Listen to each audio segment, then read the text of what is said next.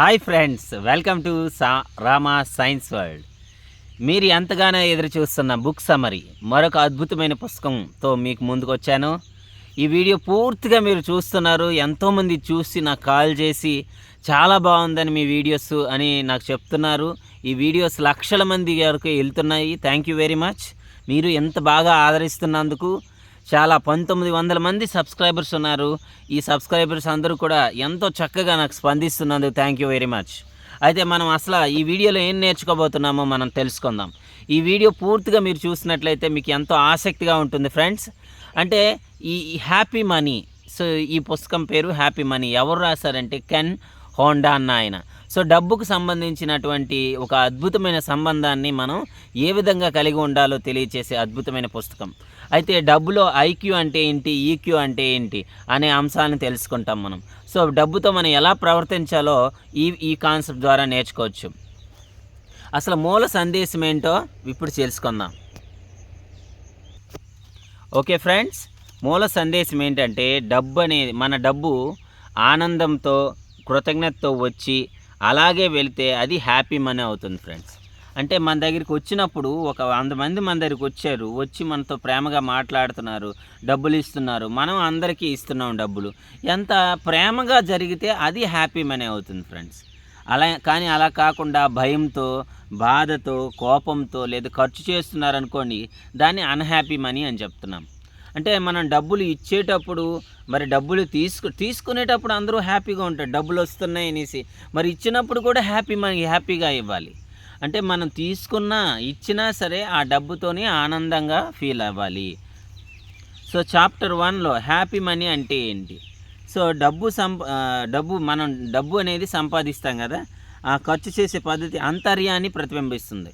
అంటే డబ్బుని స్వీకరించడము మరి ఖర్చు పెట్టడం అనేది మన అంతరంలో దాన్ని తెలియజేస్తుంది అనమాట. మీరు డబ్బు పొందుతున్నప్పుడు మరి ఖర్చు చేస్తున్నప్పుడు ధన్యవాదం అనండి. అంటే డబ్బును మనం పొందుతున్నప్పుడు మరి ఖర్చు పెడుతున్నప్పుడు ధన్యవాదము అని అనాలన్నమాట. ఇది డబ్బుతో మీ సంబంధాన్ని ఆనందంగా మారుస్తుంది. అప్పుడు ఏమవుతుంది ఫ్రెండ్స్, మనం డబ్బుతో సంబంధాన్ని ఆనందంగా మారుస్తుంది. డబ్బు అనేది కృతజ్ఞత చెప్పినప్పుడు మరింత ఆనందంగా మారుతాం అన్నమాట. సో మీ డబ్బు వ్యక్తిత్వము. ఇక్కడ మనకి రిఫరెంట్ పీపుల్ ఇస్ స్పెండర్స్. అంటే డబ్బుని ఖర్చు చేయడంలోనే ఆనందిస్తారు, వాళ్ళు సేవ్ చేసుకోరు అనమాట. రెండోది సేవర్స్. అంటే డబ్బును భద్రంగా దారుస్తారు కానీ భయంతో జీవిస్తారు. కానీ గుర్తుపెట్టుకోండి, డబ్బు ఉన్నది కదా, మీకు 5 లక్షలు 6 లక్షలు బ్యాంక్ అకౌంట్లో ఉంది కదా, దాని ద్వారా ఎంతో కొంత పొందుతున్నారు. సో డబ్బులు అనేవి ఉన్నాయి. ఇప్పుడు ఈ ప్రపంచంలో పుష్కలంగా డబ్బు ఉంది. ఆ వైపు మనం చూసినట్లయితే డబ్బు ఉంది అని విస్తారంగా కనిపిస్తుంది. సో ఆ డబ్బు మన దగ్గర ఉంది. సో ఆ డబ్బు ఉంది కాబట్టి సంతోషంగా ఫీల్ అవ్వాలి. డబ్బు ఉంది కదా. సో కాబట్టి మీరు డబ్బు ఉన్నప్పుడు సంతోషంగా ఫీల్ అవ్వండి, ఆనందంతో ఫీల్ అవ్వండి, బాధపడొద్దు అని చెప్తున్నారు. సో డబ్బును భద్రంగా ఉంచుతారు కానీ భయంతో జీవిస్తారు. అవాయిడర్స్ అంటే డబ్బుని పట్టించుకోరు, దూరంగా ఉంచుతారు అన్నమాట అవాయిడర్స్ అనేవాళ్ళు. నెక్స్ట్ మాంగ్స్ అంటే డబ్బుని చెడ్డదిగా భావిస్తారు. అయితే మాంగ్స్ అనేవాళ్ళు చాలామంది అది చెడ్డగా భావించారు, చాలా ఎక్కువ మంది మనకి మంచిగానే భావిస్తారు. డబ్బు అనేది కూడా చాలా కీలకమైనటువంటి పాత్ర పోషిస్తుంది. సో మనిషి తనం ఎదుగుటేటప్పుడు డబ్బులు వలన మరింత ఆనందాన్ని పొందేందుకు జరుగుతుంది. సో అమాసర్స్ అంటే డబ్బు ఉంటేనే విజయం అని నమ్ముతారనమాట. అంటే ఇప్పుడు మనం ఒక కార్యక్రమ నిర్వహణలో ప్రతి విషయము కూడా డబ్బుల వలన ఇన్వాల్వ్ అయి ఉంటుంది ఫ్రెండ్స్. అది ఆ డబ్బులనే ఉండటం వల్ల ఈ యొక్క కార్యక్రమం మరింత విజయం అవ్వడానికి కావలసినటువంటి మానసికమైన జ్ఞానము మనకు లభిస్తుంది. అంటే నాలెడ్జ్ అనేది ఒక కార్యక్రమానికి ఎంత ఇంపార్టెంటో, ప్లానింగ్స్ ఎంత ఇంపార్టెంటో, మనుషులు ఎంత ఇంపార్టెంటో, పరిస్థితులు ఎంత ఇంపార్టెంటో, డబ్బు కూడా అంతే ఇంపార్టెంట్ పాత్రని పోషిస్తాయి. డబ్బుని మనం గౌరవించాలి. అంటే డబ్బు గురించి ఏం చెప్తున్నారు, మనీ ఈక్యూ వర్సెస్ ఐక్యూ. అంటే మనందరికీ తెలుసు ఐక్యూ ఉండాలని. ఇక్కడ మనీ ఐక్యూ అంటే ఏంటి, డబ్బు గణితము. అంటే బడ్జెట్, సేవింగు, పెట్టుబడులు, వీటి గురించి మనం ఎక్కువ మాట్లాడతాం. డబ్బు ఉండాలంటే పెట్టుబడి పెట్టాలి, మరి సేవింగ్లు చేయాలి, మరి ఎంత బడ్జెట్ అని ఖర్చు చేయాలని ఉంటుంది, ఇవి చూసుకుంటాం. కానీ మనీ ఈక్యూ అంటే ఏంటి అంటే నమ్మకము, ఆనందము, కృతజ్ఞత. అంటే డబ్బు వచ్చినప్పుడు నమ్మకం పెరగాలి మనలో, డబ్బు ఇస్తున్నప్పుడు నమ్మకం పెరగాలి మనలో, డబ్బు వచ్చినప్పుడు ఆనందం మనలో జీవించాలి, డబ్బు వెళ్తున్నప్పుడు ఆనందంగా ఉండాలి, మరి కృతజ్ఞత కలిగి ఉండాలి ఫ్రెండ్స్. అంటే డబ్బు అనేది వచ్చినప్పుడు కృతజ్ఞత చూపించాలి, డబ్బు అనేది ఇచ్చినప్పుడు మనం కృతజ్ఞత అనేది చూపించాలి. సో డబ్బుని మనం కృతజ్ఞతగా ఎప్పుడైతే ఇస్తామో, కృతజ్ఞతతో ఎప్పుడైతే ఇస్తామో ఆ కృతజ్ఞతతో మనకి ఇస్తారు. నమ్మకంగా ఎప్పుడు ఇస్తామో ఆ నమ్మకంతో మనలాగా వస్తుంది. సో డబ్బును మనం ఏం చేస్తున్నామంటే, డబ్బుని మనం ఏంటంటే నమ్మకంతోనూ, కృతజ్ఞతతోనూ, ఆనందంతోనూ మనం ఇవ్వాలి. అంటే డబ్బు ఈక్యూ అంటారు. డబ్ల్యూఐక్యూ అంటే ఏంటి? సేవింగ్ చేయాలి, పెట్టుబడులు పెట్టాలి, బడ్జెట్లో ఖర్చు పెట్టాలి. సో ఈ థాట్స్లో మనం ఉంటాం అన్నమాట. సో డబ్బు ఈక్యూ అంటే డబ్బుతో మానసిక సంబంధం కలిగి ఉండాలి. నమ్మకము, ఆనందం, కృతజ్ఞత. సో ఈక్యూ అంటే డబ్బు ఈక్యూ పెరిగితే జీవితం బాగుపడుతుంది. అంటే నమ్మకము, మనలో నమ్మకం పెరిగితే ఈక్యూ బాగుపడుతుంది. సో 4వ చాప్టర్ డబ్బు ప్రవాహం. అంటే మనకి 4వ చాప్టర్లో ఏం చెప్తున్నారంటే, డబ్బు అనేది ప్రవాహంలా. ఇప్పుడు చూడండి, నీరు మన దగ్గరకు వస్తుంది, నీళ్ళు తాగుతుంటాం, శరీరం ఉపయోగించుకుంటుంది, అవసరం ఏదైతే దానికి అవసరం లేదో విడుదల చేస్తుంది. అంటే డబ్బుని ఆ నీటిని తీసుకున్నప్పుడు ఎంత ప్రేమగా తీసుకుంటున్నాం, మరి అవసరం లేని ఉపయోగించుకుంటుంది కదా, విడుదల చేసింది అంతే ప్రేమగా విడుదల చేయాలి. డబ్బు తీసుకోవడం, హాయిగా ఖర్చు పెట్టడం, విడుదల చేయటము. డబ్బు అనేది నీటి ప్రవాహంలో ఉంటుందని చెప్తున్నారు. దాచుకోవడంలో కాదు, ప్రయోజనంతో ఖర్చు చేయడంతో ఆనందంగా ఉంటుంది. అంటే దాచుకోవడం కాదు, ప్రయోజనంగా ఖర్చు పెట్టుకోవాలి. డబ్బును విశ్వాసంతో వదిలిపెట్టండి, అది తిరిగి వస్తుంది. అంటే ఎంత విశ్వాసంగా మనం విడుదల చేస్తే అంత విశ్వాసంగా మనకి వస్తుంది friends. So my dear friends, నేను ఈ వీడియోని సెకండ్ పార్ట్గా కూడా నేను చేస్తాను. సో మనం మిగతా పార్ట్స్ని మనం ముందు చూద్దాం, ఇంకొక అధ్యయనం గురించి మాట్లాడదాం. అరిగాటో మనీ, డబ్బు వస్తే పోతే అరిగాటో, ధన్యవాదం అనండి. అరిగాటో అనేది జపనీ పదము. సో మనం జపనీ పదం అంటే ఏంటంటే, డబ్బు వచ్చినప్పుడు మీరు ఏం చేస్తారంటే కృతజ్ఞత చెప్పండి. డబ్బు మీరు స్వీకరిస్తున్నారు, 10 మంది ఇస్తున్నారు మీ డబ్బులు, ఆ డబ్బులు ఇస్తున్నప్పుడు ప్రేమగా స్వీకరించండి, కృతజ్ఞత చెప్పండి. మరి డబ్బు మీ నుంచి వెళ్తున్నప్పుడు కృతజ్ఞత చెప్పండి, ప్రేమగా కృతజ్ఞతలు. డబ్బు నా దగ్గర అనంతంగా ఉన్నాయనేసి భావనతో చెప్పండి. ఆ భావన మీరు ఉంచుకోండి. కృతజ్ఞతతో ఉన్న మనస్సు మన జీవన స్థాయిని పెంచుతుంది. కృతజ్ఞతతో ఎప్పుడైతే కలిగి ఉంటామో, ఇప్పుడు ఇంత అద్భుతమైన ఇంటర్నెట్ ఉంది, థ్యాంక్ యూ, అద్భుతమైన సెల్ ఫోన్ ఉంది, థ్యాంక్ యూ, ఇట్లా కృతజ్ఞత స్థాయి అనేది పెంచుకోవాలి. సో గాయాలు, మనీ వన్స్ అంటే చిన్నప్పటి నుంచి మనం చూసిన దృశ్యాలు డబ్బుపై భయాన్ని కలిగిస్తాయి.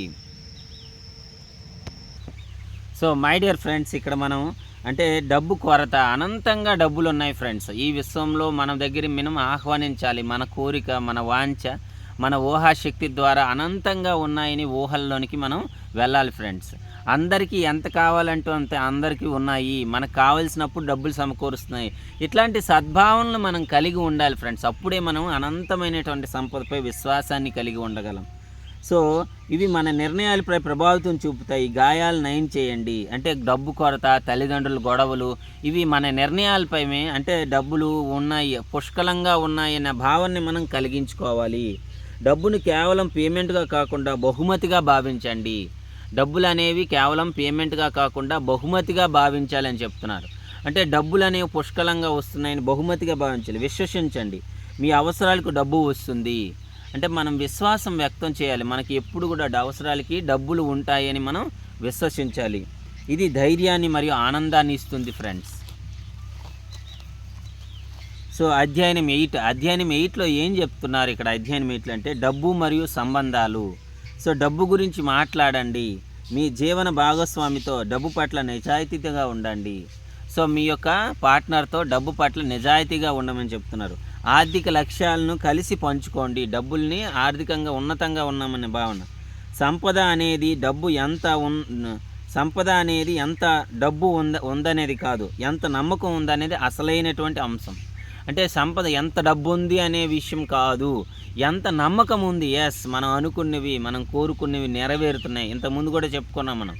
సో ధనం మనం కోరుకున్నవి, మన సామర్థ్యాలు పెరుగుతాయనే విశ్వాసాన్ని మనం కలిగి ఉండాలి. ఎందులో ఉన్నా సరే మన కోరిక, మన సామర్థ్యంపై నమ్మకం కలిగి ఉండాలి. సో భయం మిమ్మల్ని పేదరికాన్ని దారితీస్తుంది. భయపడాల్సిన అవసరమే లేదు. భయం అనేది పేదరికాన్ని తీర్చేస్తుంది. నమ్మకం అనేది సంపదకు దారితీస్తుంది. సో నెక్స్ట్ వన్, 10వ అధ్యాయం హ్యాపీ మరియు జీవితాన్ని సరళంగా ఉంచండి. సో జీవితంలో మనం ఉదయము మధ్యాహ్నము సాయంత్రము ఉండడానికి కావాల్సిన పుష్కలంగా ఉన్నాయని భావనతో ఉండండి. సింప్లిఫికేషన్, ఎప్పుడు జీవితం బాగుంటుందనే భావనతో ఉండండి. డబ్బును చూపుల కోసం కాదు, సంతోషం మరియు సేవ కోసం ఉపయోగించండి. అంటే మంచి కుటుంబ అవసరాలకు, మన అవసరాలకు, సాంఘిక అవసరాలకు ఈ సేవా దృక్పథం కోసం ఉపయోగించండి అని చెప్తున్నారు. అంటే డబ్బుని మనం ఎప్పుడైతే సేవ కోసం ఉపయోగిస్తామో, ఎప్పుడైతే సమాజ శ్రేయస్సు కోసం ఉపయోగిస్తామో, అప్పుడు మరిన్ని మనకి డబ్బులు వచ్చేటటువంటి అవకాశాలు మనకి ఎదురవుతాయి ఫ్రెండ్స్. కృతజ్ఞతతో జీవించాలి. మనకు ఉన్న సంపద థ్యాంక్ యూ వెరీ మచ్, నేను కృతజ్ఞతతో ఉన్నాను. అలా కృతజ్ఞత, డబ్బు వచ్చినప్పుడు కృతజ్ఞతా భావాన్ని ఉండాలి. అయితే ప్రధాన పాఠాలు ఏమిటి? ఇక్కడ మీరందరూ కూడా చాలా ఆసక్తిగా వింటున్నందుకు థ్యాంక్ యూ. ఎంత అద్భుతంగా ఇంతవరకు విన్నందుకు చాలా థ్యాంక్ యూ. మనం కొన్ని కీలకమైన పాయింట్స్ డిస్కస్ చేద్దాం. డబ్బుకు ధన్యవాదం చెప్పండి, మనశ్శాంతి చెబుతుంది. అంటే డబ్బుకి ఏం చెప్పాలంటే ధన్యవాదాలు చెప్పాలి, మనం కృతజ్ఞత చెప్పాలి. అంటే డబ్బు మనశ్శాంతిగా ఫీల్ అవ్వాలి, డబ్బు వచ్చిన ప్రతిసారి శాంతంగా ఫీల్ అవ్వాలి. సో మీరు ఎంత సంపాదిస్తున్నారంటే ఎలా అనిపిస్తుంది అనేది కీలకం. అంటే మనం బాగా అనిపిస్తుందా, సంతోషంగా ఉన్నామా లేదా అనేదే కీలకమైన విషయం. డబ్బు ప్రేమతో వదిలితే అదే తిరిగి వస్తుంది. ఎంత ప్రేమగా మనం విడిచిపెడితే అంత ప్రేమగా మన దగ్గరికి వస్తుంది. నా దగ్గరికి ఒకసారి ఒక ఆయన డబ్బులు ఇవ్వాల్సి వచ్చినప్పుడు చాలా వచ్చి థ్యాంక్ యూ సార్, మీరు ఈ సేవ చేసినందుకు, నిజంగా ఒక ఫ్రూట్ ఇచ్చి జాగ్రత్తగా డబ్బులు పెట్టిస్తే నిజంగా వండర్ఫుల్ ఎక్స్పీరియన్స్. అలాగే చాలామంది నా దగ్గరికి వచ్చి మీరు ఎంతో అద్భుతంగా నాకు మీరు చెప్తున్నారు పాఠాలని చెప్పేసి నాకు చాలా కృతజ్ఞతతో ఇస్తున్నారు ఫ్రెండ్స్. చాలా సంతోషంగా ఉంది. డబ్బును ప్రేమ, సేవ, మానవ సంబంధాల కోసం ఉపయోగించండి. అంటే మన దగ్గర ఉన్న డబ్బుని దేనికోసం ఉపయోగించాలి? ప్రేమ, సేవ, మానవ సంబంధాల కోసం వినియోగించమని చెప్తున్నారు. నిజమైన సంపాదన అంటే మనస్సులో ఆనందం కలిగించే జీవితమే. అంటే అసలైన సంపాదన అంటే ఏంటంటే మనస్సులో ఆనందం కలిగించే జీవితం. సో ఎంత ఆనందంగా ఉంటే అంత ఆనందమైనటువంటి జీవితం మనం జీవించినట్టు. మన జీవితానికి ప్రమాణం ఏమిటి అంటే ఆనందము. మీరు ఆనందంగా ఉండాలి అంటే మీ అభిప్రాయాలు, మీ నమ్మకాల వలన ఆనందంగా ఉంటారు. డబ్బులు వస్తున్నప్పుడే ఆనందంగా ఉంటామంటే వచ్చినప్పుడే ఉంటుంది. ఖర్చు చేస్తున్నప్పుడు ఆనందంగా ఉంటామంటే అప్పుడే ఉంటుంది. ఈ రెండు లేకుండానే మీరు ఆనందంగా ఉండాలి. సో లాభాలు వచ్చినప్పుడే ఆనందంగా ఉంటాము అంటే లాభాలు ప్రతిసారి ప్రతి క్షణం రావు, నిరంతరము అలా మార్పు చెందుతుంటాయి. మన నుంచి మనకు వస్తుంది, ఎదుటివాడికి లాభం వస్తుంది.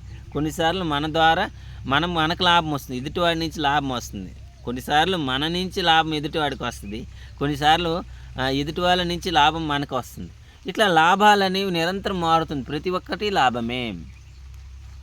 సో మై డియర్ ఫ్రెండ్స్, ఇంత అద్భుతమైనటువంటి జీవన సత్యాలు చెప్పినటువంటి కెన్ హోండా గారికి హృదయపూర్వకంగా నమస్కారం పెడదాం. హ్యాపీ మనీ అనేటటువంటి అద్భుతమైన పుస్తకాన్ని రాసినందుకు కృతజ్ఞత చెప్పుకుందాం. సో ఇది నా వీడియో నచ్చిందని నేను నిజంగా మీకు భావిస్తున్నాను. ఇంత అద్భుతమైన వీడియోని విన్నందుకు thank you very much. So ఈ వీడియోస్ చూస్తుండండి, లైక్ చేయండి, షేర్ చేయండి, మరి అందరికీ కూడా, ఫ్రెండ్స్ అందరికీ కూడా పంచండి. Thank you very much.